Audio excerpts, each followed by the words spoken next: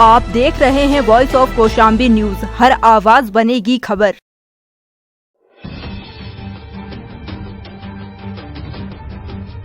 इस वक्त की बड़ी खबर पश्चिम बंगाल से। 234 सीटों वाले तमिलनाडु में एक चरण में और 294 सीटों वाले पश्चिम बंगाल में 8 चरणों में मतदान कराने की केंद्रीय निर्वाचन आयोग की घोषणा के पीछे का तर्क किसी के भी पल्ले नहीं पड़ रहा है। पश्चिम बंगाल की मुख्यमंत्री ममता बनर्जी और सीपीआई एमएलए के राष्ट्रीय महासचिव दीपंकर भट्टाचार्य ने 8 चरणों में चुनाव कराए जाने पर सवाल उठाए हैं। ममता बनर्जी ने तो यहां तक कह दिया कि चुनाव आयोग ने वही किया है जो भाजपा ने कहा है। पश्चिम बंगाल में 8 चरणों में चुनाव के ऐलान के वक्त जब एक पत्रकार ने सवाल पूछा तो जवाब में chief election commissioner Sunil Arora ने कहा कि तमिलनाडु देश का सबसे शांत राज्य है, इसलिए वहां एक चरण में चुनाव हो जाएगा। क्या चुनाव आयोग के चीफ देश और विशेषकर मतदाताओं तक भाजपा का ये संदेश इस तरह भेज रहे हैं? अभी कल ही केंद्रीय मंत्री स्मृति ईरानी ने पश्चिम बंगाल के शासन को हिंसा का दौर बताया है। तो क्या पश्चिम बंगाल में 8 और तमिलनाडु में एक चरण में चुनाव करवाने का फैसला करके सुनील अरोड़ा भाजपा के पक्ष में हैं, जनमत तैयार करने का काम कर रहे हैं? इस तरीके के सवाल उठ रहे हैं।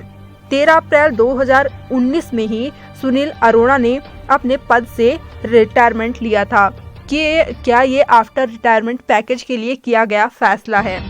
चीफ इलेक्शन कमिश्नर की इस मंशा पर प्रतिक्रियाएं भी आनी शुरू हो गई हैं। पश्चिम बंगाल की मुख्यमंत्री ममता बनर्जी ने प्रेस कॉन्फ्रेंस करके बंगाल में 8 चरणों में चुनाव करवाने पर सवाल खड़े किए हैं। उन्होंने कहा कि ये भाजपा के कहने पर करवाए जा रहे हैं। उन्होंने कहा कि चुनाव आयोग ने वही किया जो भाजपा ने उनसे कहा।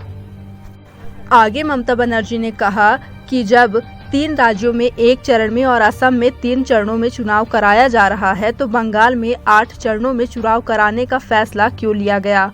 उन्होंने कहा कि एक ही जिले में 2-3 चरणों में चुनाव क्यों कराए जा रहे हैं? यह भाजपा ने जानबूझकर करवाया है।